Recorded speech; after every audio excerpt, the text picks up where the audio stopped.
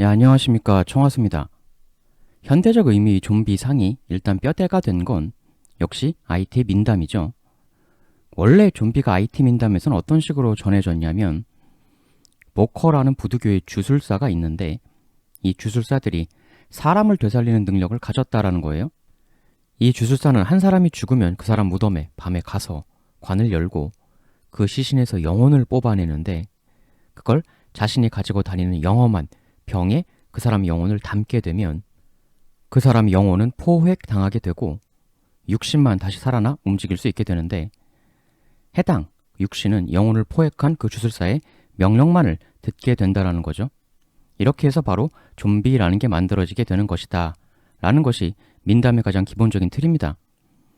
일반적인 우리 좀비 이미지는 좀비에게 할퀴을 당하거나 물리거나 이러면 되는 건데 원래는 그게 아니고 이 좀비 제조 전문가 주술사가 영혼을 포획해서 만들어야 생기는 거라는 거죠. 근데 이 주술사가 좀비를 만드는 건 자신이 필요해서 만들기도 하지만 요청자들이 있는 때도 있습니다. 어떤 요청자가 한 사람을 좀비로 만들어 달라 이렇게 요청을 하면 그 사람을 좀비로 만들고 그 좀비를 이 요청자에게 파는 거죠. 그러면 해당 좀비를 이 요청자는 본인의 목적에 맞게 쓰는 겁니다. 이래서 예전 IT 사람들은 좀비를 두려워한다는 게 좀비가 우르르 쳐들어올까봐 무서워 이게 아니고 자신이 좀비가 되는 것을 두려워했습니다. 두려움의 뉘앙스 차이가 있죠. 이게 중요한 건데.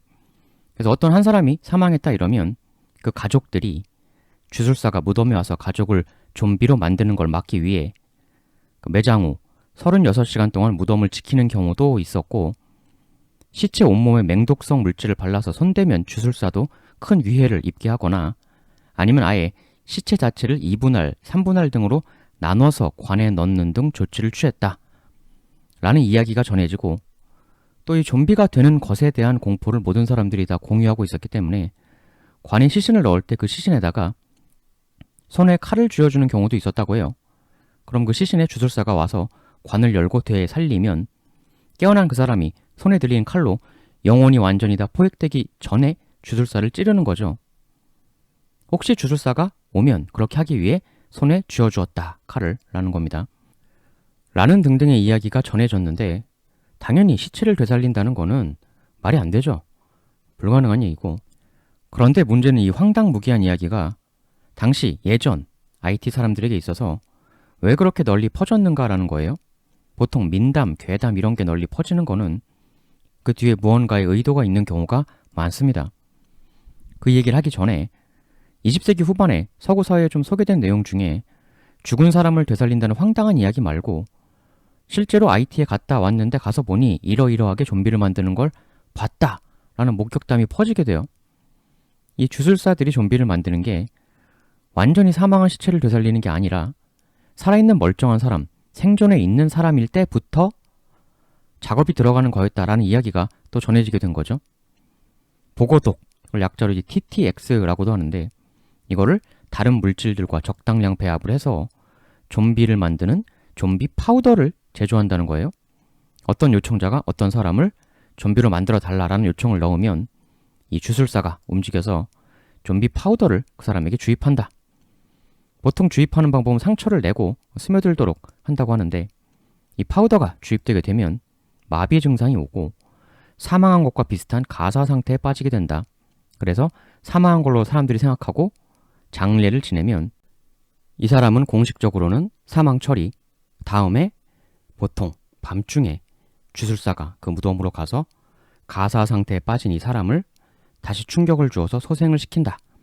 그러나 이 사람은 이미 상당 시간 제대로 된 호흡을 하지 못했기 때문에 이미 일정한 뇌 손상이 온 후가 되고 거기에 한술 더 뇌신경을 더 손상시키는 추가적인 독초, 물질을 더 주입한다. 그렇게 된 사람을 주술사가 끌고 가서 요청자에게 팔아버린다는 거죠. 그럼 이 사람은 뇌 사고 활동 기능을 상당 부분 상실한 채 멍한 채로 요청자 소의 농장에 가서 일을 하게 되는 노예가 된다는 거예요. 이렇게 해서 만들어진 뇌기능 상실 노예가 바로 좀비다라는 겁니다. 이러한 과정이 실제로 이루어졌었다라는 목격담이 존재해요. 근데 이게 가능한 일일까? 마비시켰다가 죽은 곳으로 사람들을 다 속였다가 나중에 관에서 도로 꺼내 살린다. 이게 어떻게 그렇게 톱니바퀴 물리듯 딱딱 맞게 수행이 되냐? 말은 그럴듯해도 이게 현실적으로 가능하냐? 라는 회의가 안 될 수가 없는데, 근데 사실 이 방법론이 중요한 게 아니고 여기서 바로 핵심은 주술사가 좀비를 만드는 목적입니다. 아까 처음에 그 초자연적인 황당한 시체 되살리는 민담, 그리고 역시 괴이한 건 마찬가지인 이 목격담까지, 이 좀비의 주술사들이 좀비를 만드는 이유, 그거는 일치하죠. 뇌 기능을 많이 잃은 채 시키는 대로 농장에서 일만 하는 노예 확보, 그게 시종 일관 관통하고 있는 좀비의 목적이죠. 플랜테이션 농업. IT가 서구 유럽 사회로부터 크게 중요하게 인식된 계기는 역시 플랜테이션이죠. 식민 취락화. 제국주의 열강들이 식민지 땅에 가서 황금 작물, 고무, 사탕수수, 커피 이런 거 대규모로 재배하는 거죠. 현지인들의 먹거리를 위한 게 아니라 철저하게 상업적으로 내다 팔려고 대규모 재배를 하는, 그 재배를 위해서 서구 열강들이 일단 그 나라 땅을 침략해서 빼앗아 식민지로 만들고 대규모 경작지를 조성, 강압적으로 붙잡아온 노예를 대거 투입해서 극단적 이윤을 추구하는 거죠. 실제로 IT가 한때 커피, 사탕수수 재배가 엄청나게 이루어져서 1780년대까지 유럽에서 소비되는 설탕의 절반 가까이가 IT에서 나왔어요. 단 그 이익은 식민 지배를 하던 프랑스가 모조리 먹었고, 현지에서 일하던 노예들은 그야말로 처참한 대접을 받았죠. 그러한 상황 속에서 노예들의 인지 기능을 파괴시켜 더 쉽게 부려먹기 위한 신경계를 파괴시키는 독초들을 상당히 노예들에게 먹이는 일이 실제로 광범위하게 시행되었습니다. 아까 IT에서는 원래 좀비가 쳐들어오는 게 아니라 좀비가 되는 거를 두려워했다고 했잖아요. 죽으면 나중에 주술사들이 와서 너의 시신을 좀비로 만들 것이다. 이 말도 안 되는 얘기가 왜 그렇게 널리 퍼졌냐? 퍼지게 된 유력 설 중에 하나가 의도적으로 퍼뜨렸다는 설이 있어요. 누가? 이 식민 지배자들이 의도적으로 좀비 이야기를 일부러 퍼뜨렸다라는 겁니다.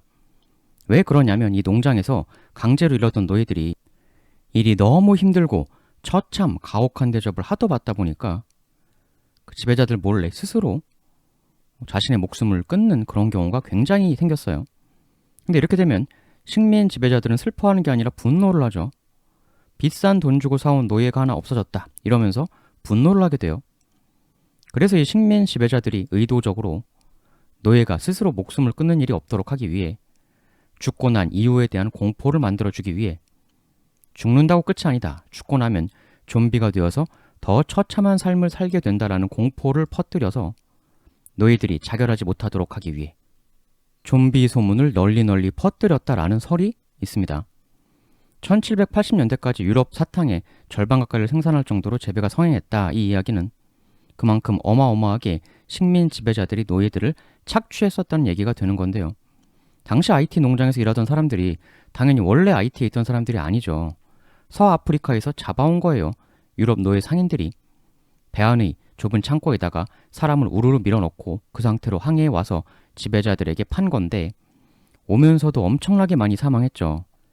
사실 결박된 채로 배로 실려오면서도 수많은 사람들이 음식 섭취를 거부하는 등의 방법으로 자결하려고 시도를 했었는데, 근데 이 노예 상인들은 한 명이라도 더 많이 팔아야 자기들 이익이 되기 때문에 음식 섭취를 거부하는 사람들에게 팔다리를 묶고 입에 호스관으로 강제로 음식물을 주입하는 방법을 취했습니다. 어떻게든 내가 돈 받고 팔 때까지만 살아 있어라 이거죠. 힘겹게 살아서 오게 되면 이제 그때부턴 끝없는 강제 노동을 하게 되는 건데, 근데 수송할 때야 그런 결박 후 주입 방법으로 어떻게든 살리는데, 일단 판매가 되고 난 후에 일을 하게 되면 그때는 자결을 막기가 더 어려워지는 거죠. 바다 건너 고향에서부터 너무나 멀리 떨어진 이역 말리서 갑자기 붙들려와 채찍질 당하면서 하루 종일 강렬한 태양빛 아래서 일하고, 음식은 진짜 가축들 주는 수준의 것만 받아 먹고 해서 무수하게 많은 자결 시도가 벌어집니다.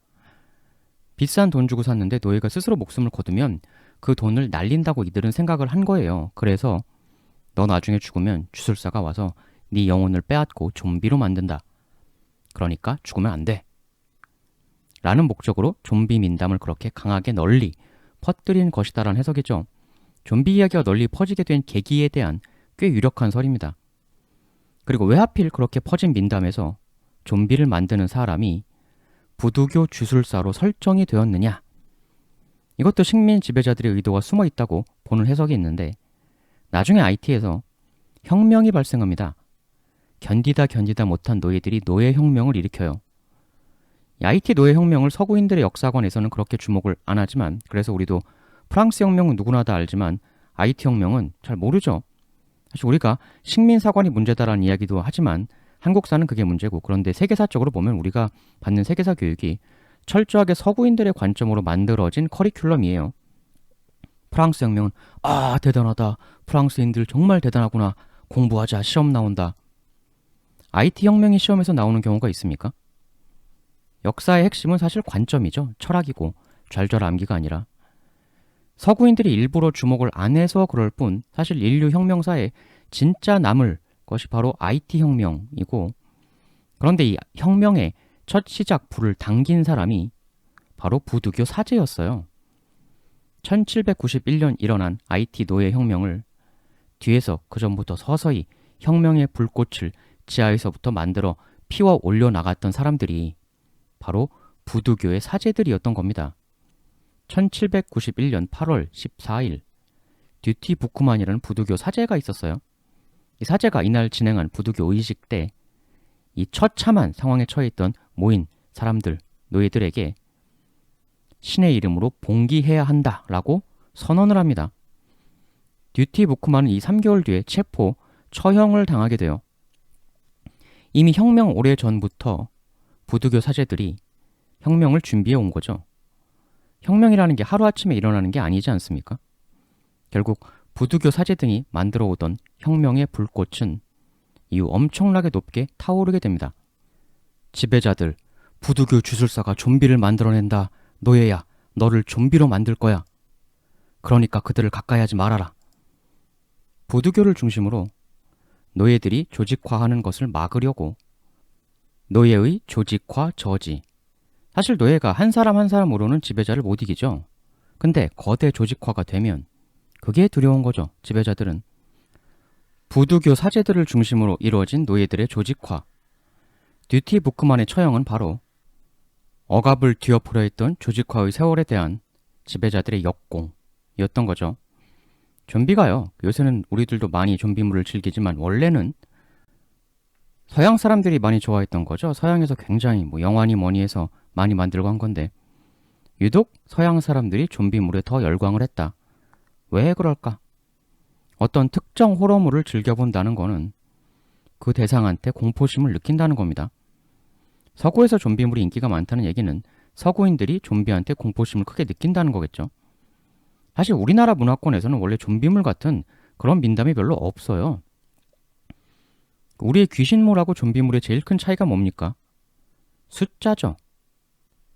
좀비는 수천, 수만, 나중에는 몇백만까지 불어나잖아요. 그래서 인류 문명을 멸망시킨다 이러는데, 우리 전설의 고향에 나오는 귀신은 귀신 수만 명이 조직돼서 자, 한양으로 돌격!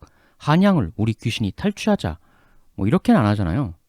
보통 많아야 한두 명, 한두 귀신이 나와서 밤에 쓱 와가지고 필릴릴리, 피리를 분다거나 으스스하게. 주로 우리네 전통 호러물은 그런 건데, 서양 좀비물의 핵심은 양이에요. 좀비가 몇 억으로 확산돼서 지구를 다 지배하게 됐다. 이런 엄청난 좀비의 숫자가 몰려들어 수준 높은 문명을 파괴하고 야만의 시대로 다 돌려놓았다. 전형적인 레파토리 아닙니까? 부두교로 인해 조직된 엄청난 숫자의 노예. 원래 식민지에서 지배자들하고 노예들하고는 숫자로는 게임이 안 되죠. 원래는 노예가 압도적으로 숫자는 더 많죠. 식민 지배자들에게 있어서 제일 공포가 뭐겠어요? 이들의 양이죠. 그 양이 조직화가 되어서 한 번에 동시 분출했을 때 부두교를 통해 조직화되어서 한 방향으로 한 번에 터져 나오는 것이 지배자들에게 있어서는 가장 큰 공포였을 것이고, 공포라는 건 사실 잠재의식에서 비롯되는 거죠. 저 깊은 내면에서. 서양, 즉 구서구 열강. 거기서 유독 좀비물이 인기가 많다. 그들은 왜 대규모 숫자로 오는 우르르의 공포를 느낄까? 귀신 하나가 쓱 나타나는 것에 공포를 주로 느끼는 우리네 호러물과는 달리, 사람을 인간이야 대접하면서 음식은 가축에게 줄 것 같은 거 주고 채찍 휘두르며 좀비처럼 만들어 편안하게 배불리려던 식민 지배자들에게는 이제까지 인간으로 보지도 않던 노예들이 갑자기 대거 우르르 달려드는 그 혁명의 모습은 흡사 좀비들이 자기들이 구축한 부의 세계, 돈 창출의 세계, 자기네들은 그게 우월한 문명 체계라고 생각을 했겠죠. 그 문명을 파괴하러 오는 좀비 떼들처럼 느껴졌었겠죠. 지배자들에게는. 지배자들, 노예들아, 니들이 무슨 인간이냐? 좀비지. 좀비는 실제 존재했던 겁니다. 즉, 노예였던 거죠. 괴물이 아니라 노예에 대한 은유였던 겁니다. 자기들의 착취 시스템을 우월한 문명이라고 생각했던, 그리고 노예들을 비문명 야만인이라고 멋대로 생각했던 그 식민 지배자들 입장에서는 저 노예들, 즉 좀비들이 대규모로 조직화되어 우르르 들고 일어나는 게 가장 두렵고 공포스러운, 그게 진정한 최고의 호러였겠죠. 부두교 사제에 의해 불꽃이 당겨진 IT 혁명은 투생 루베르튜르라는 지도자 하에 저항이 본격적으로 전개가 됩니다. 이 루베르튜르는 본인도 50세 가까이 될 때까지 노예 생활을 했던 사람이에요. 노예 생활을 하면서도 프랑스어와 글자를 배워서 계몽주의 사상가의 책을 구해 읽었던 사람이죠. 한때 4천에 가까운 노예들을 군으로 편성해서 프랑스에 저항했고, 저항하다가 당시 IT 지역을 생도맹그라고 불렀는데 여기에 영국, 스페인이 쳐들어오니까 같이 싸워주는 대가로 노예제도를 폐지해라 이렇게 요청을 하죠. 프랑스가 일단 오케이 합니다. 그래서 루베르튜르 휘하 전사들이 열심히 프랑스와 함께 싸워요. 근데 나중에 물리치고 나니까 프랑스가 다시 노예제를 부활시키겠다. 너희들 다시 다 도로 노예해라. 기껏 도와주니까 이런 배신을 한 건데 그야말로 토사구팽. 이래가지고 루베르튜르가 전면적 저항을 또 선언합니다.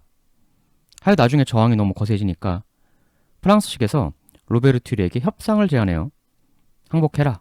항복만 하면 그토록 원하던 자유를 다 보장해주겠다. 루베르튜르는 그 이야기를 믿고 교섭장에 나가는데 거기서 프랑스군은 루베르튜르를 체포해버립니다. 시종일관 끝까지 간교하게 나오는 식민 지배자의 모습. 그때 루베르튜르가 끌려가면서 남긴 말이 있어요. 내가 무너지면 생도맹그, 당시 IT의 자유는 쓰러질 것이다.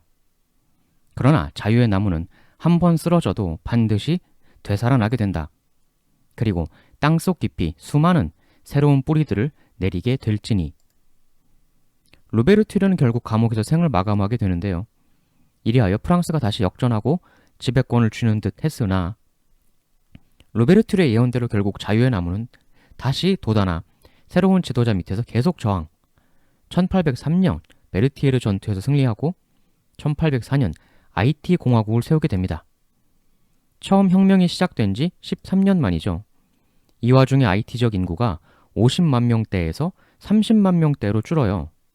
엄청난 사투의 과정이었던 거고, 그러나 결국 혁명이 이겼죠. 좀비가 이긴 겁니다. 이 IT 혁명이 인류사에 있어서 정말 기념비적인 일인 게 노예들이 직접 일어나서 직접 혁명을 일으켜서 결국 승리를 쟁취한 이런 케이스가 굉장히 희소한 케이스입니다. 노예들이 직접 조직화하고 직접 선수 일어나서 직접 이긴. 대부분은 패했죠. 인류 역사에서 노예혁명이. 노예들이 직접 일어나 프랑스라는 당대 강대국을 상대로 본인들이 직접 이겼다. 이건 정말 역사적 의미가 엄청난 거예요. 프랑스 혁명보다 더 위대한 거죠, 사실. 우리한테 주는 교훈도 심대합니다. 약자도 노력하면 강자를 이길 수 있다. 약자라고 포기하지 말자. 한국사도 관점의 편향성 문제가 심한데 사실 그건 우리가 배우는 서양사도 마찬가지 문제가 이렇게 있습니다. 이 위대한 일을 세계 사람들이 거의 모르고 있잖아요. 결국 프랑스는 IT의 독립을 공식적으로 인정할 수밖에 없게 됩니다. 근데 이후에 또 프랑스는 어떤 전략을 쓰냐? 보복으로 경제 봉쇄를 해버려요. 근데 이게 참 안타까운 게 프랑스가 기존에 철저히 자기들의 이윤을 위해서 IT 산업을 철저한 황금 작물, 커피, 사탕수수 이런 것만 주구장창 해놨다 보니까 계속 그런 걸 할 수밖에 없는데 그런 건 이제 팔아야 돈이 되는 거란 말이죠. 커피, 사탕수수 이런 거 먹고 살 수는 없는 거 아닙니까? 근데 그걸 보복으로 경제 봉쇄를 해버린단 말이죠. 이거는 답이 없죠.